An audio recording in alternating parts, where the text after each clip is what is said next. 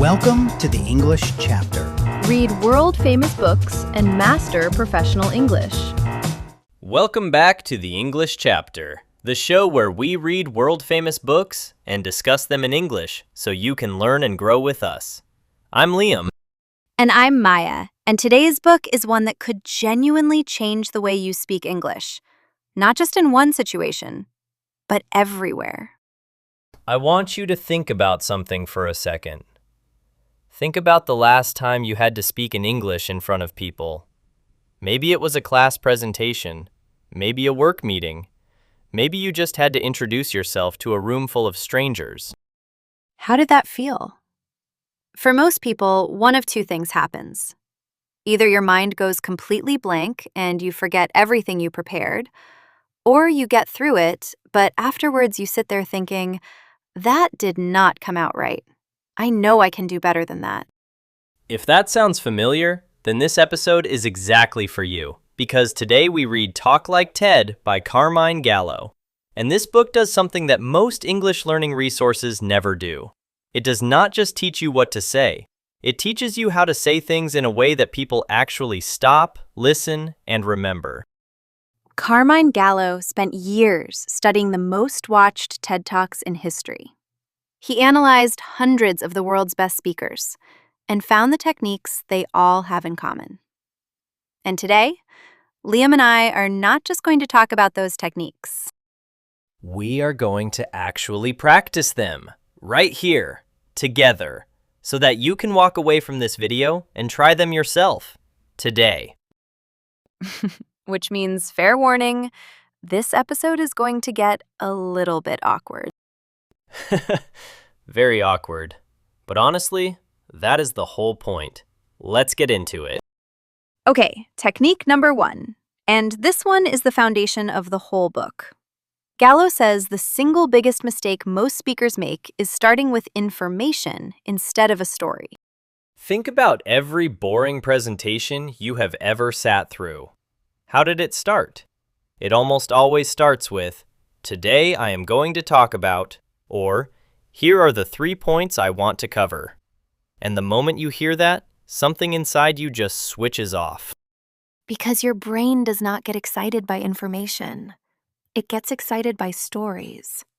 Gallo has a line that I keep coming back to. He says, stories are data with a soul. Data is facts and numbers. Soul is emotion and meaning. So a story is not the opposite of information. It is information that you can actually feel. And when you feel something, you do not forget it. So, here is the technique.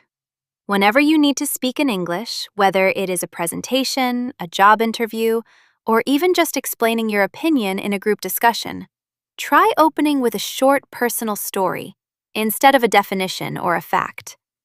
Just one moment, one real experience. And we are going to model this right now. We each have 60 seconds. We will tell a personal story that connects to why speaking English matters. No notes, completely unscripted. Maya, you go first. Okay. When I was in secondary school, I had a teacher who always called on me to answer questions in English class. And every single time, my heart would jump. Not because I did not know the answer, because I was so afraid of making a grammar mistake in front of everyone that I would say almost nothing. Just a few words and sit back down. And one day my teacher looked at me and said, "Maya, I know you have more to say than that." And she was right. I had so many thoughts. I just did not trust my voice yet. That is a perfect 60-second story. Short, specific, and it makes the point without ever explaining the point. Your turn, Liam. The first time I had to give a presentation in English at university, I rehearsed for days. I had every fact memorized, every single slide prepared. And then I stood up, looked at the audience, and my mind went completely blank. Not a little blank, totally, terrifyingly empty.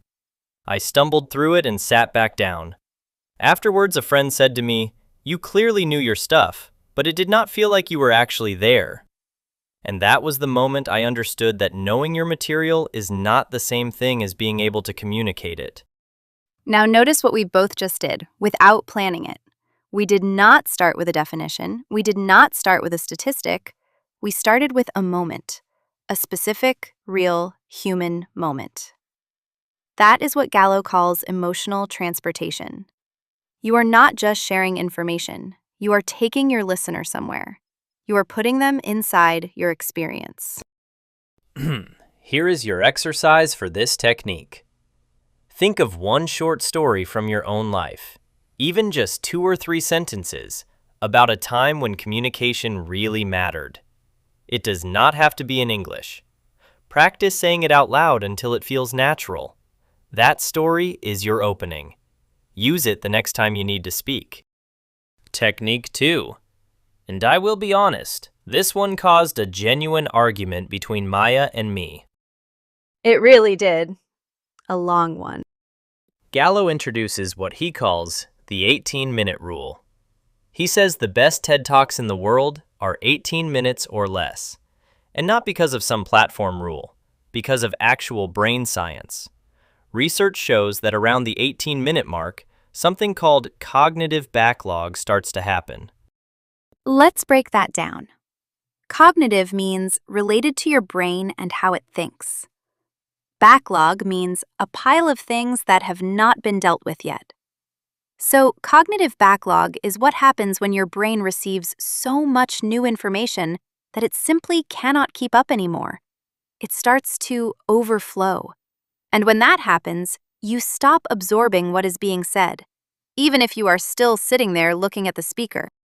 And here is my problem with this. Some ideas are genuinely complex. Some topics need more than 18 minutes to explain properly. You cannot compress everything into a short talk and expect people to really understand it. And Gallo's answer to that is direct. If you need more than 18 minutes, it probably means you have not simplified your idea enough yet. He quotes Einstein on this. If you cannot explain something simply, you do not yet understand it well enough. What actually changed my mind was a real example from the book. The Obama White House introduced a strict 18-minute rule for internal presentations.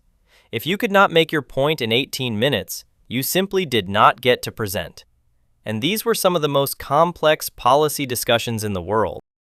And for you as an English learner, this principle is actually incredibly freeing because it means the goal is never to speak for longer. It is to speak more clearly. There is a word for this: concisely. Concisely means using fewer words to say more.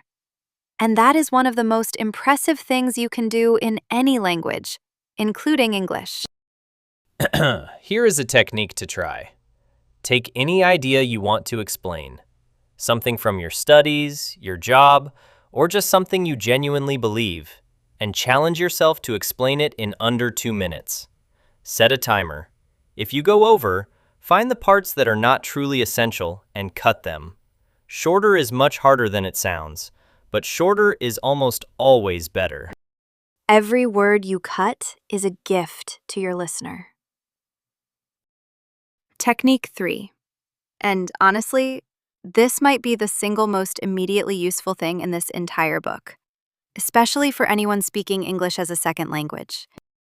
Because Gallo shares research showing that in a presentation, over 50% of your impact comes not from the words you use, but from how you look and how you move. Not your vocabulary, not your grammar, not your accent, your body. 50%. More than your words, more than your grammar, more than how good your English is. So what does good body language actually look like?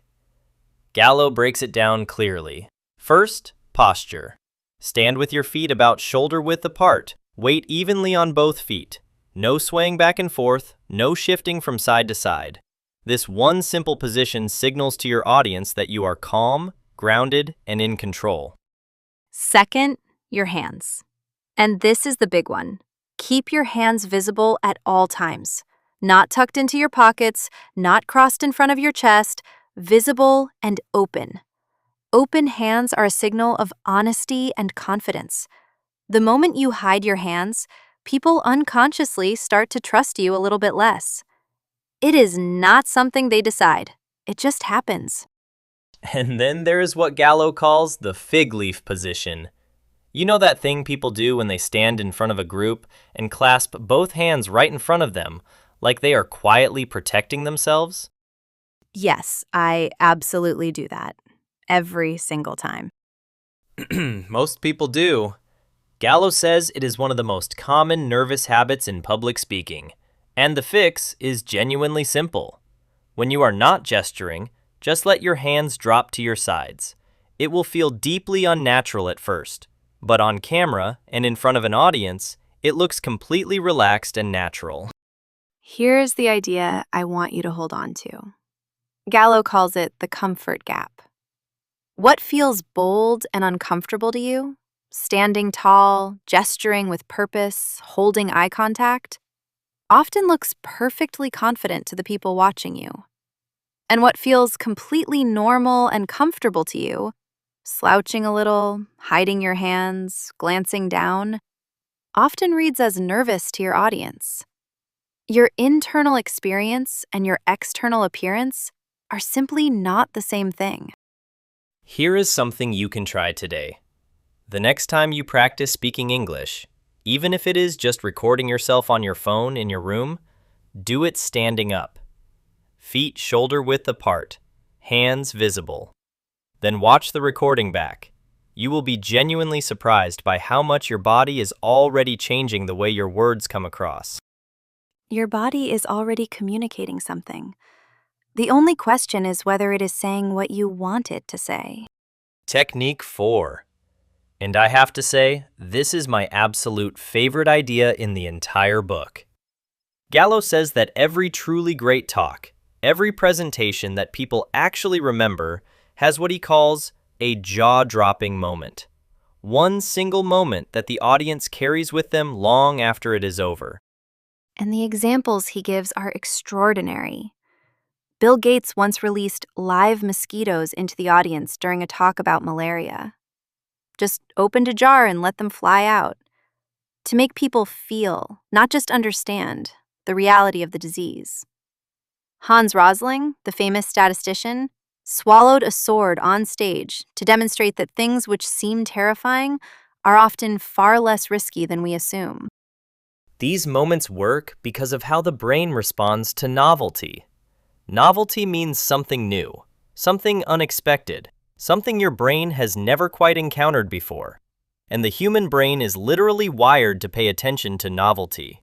It is an ancient survival mechanism. When something surprises you, your brain fires and says, "Wait, pay close attention, this could be important." And here is what I love most about this. The jaw-dropping moment does not need to be dramatic. You do not need a jar of mosquitoes. It just has to be unexpected. It could be a surprising fact, an unusual question, a powerful image, or even a long, deliberate silence. So here is the exercise. Think about a topic you might need to speak about in English. A school project, a work presentation, something you are passionate about. And ask yourself honestly, what is one thing about this topic that most people would not know and would not expect to hear? Let me try one right now. Imagine I am giving a short talk about learning English. My jaw-dropping moment would be this. I would walk up, stand completely still, and say absolutely nothing. Total silence for 15 seconds. And then, very quietly, I would say, "That silence just made you uncomfortable, didn't it? That feeling you just had? That is what millions of English learners experience every single day, every time someone asks them to speak." That is really powerful. Because it does not just tell the audience something, it makes them feel it firsthand. And that is exactly the difference Gallo is pointing to. Information tells. A jaw-dropping moment makes your audience feel. And what people feel, they do not forget. So before your next presentation, find your one unexpected moment. Then, build everything else around it. You do not need a sword. You just need one idea that nobody saw coming. Okay, we have covered 4 core techniques from Talk Like TED.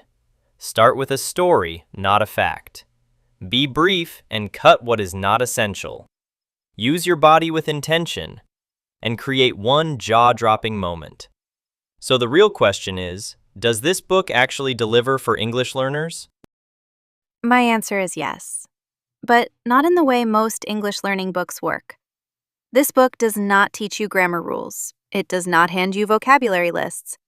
What it gives you is a completely different way of thinking about how communication works. And that is something most English learners never get access to. The one criticism I would make is that Gallo spends a lot of time on big stage moments. TED Talks, keynote speeches, conference presentations, and most of us will never stand on a TED stage. But here is the thing. These techniques travel. A job interview is a presentation. A team meeting is a presentation. Even explaining yourself clearly during a difficult conversation with your boss or your professor is a form of presentation. Every single technique in this book applies to all of those moments. Even a first date, arguably. Especially a first date. Open hands, a good story, and one jaw-dropping moment. What could go wrong?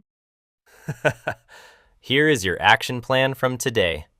First, write down one short personal story, just 2 or 3 sentences, about a time when communication mattered to you. That is your opening for any future presentation. Second, the next time you practice English, do it standing up, keep your hands visible, record yourself, and watch it back without sound. Just see what your body is telling the room. Third, pick one topic you care about and find your jaw-dropping moment. One unexpected fact, one surprising question, one moment of silence. Practice delivering it until it feels natural. These are not tricks for TED celebrities. These are real techniques for anyone who wants to be heard, understood, and taken seriously in English. In any room, in any situation. Go find Talk Like TED by Carmine Gallo. Read it one chapter at a time. And the next time you have to speak in English, remember this. You do not need a perfect accent. You do not need perfect grammar. You need a story that feels real, a point that is clear, and one moment that nobody in the room will forget. We will see you in the next chapter. See you in the next chapter.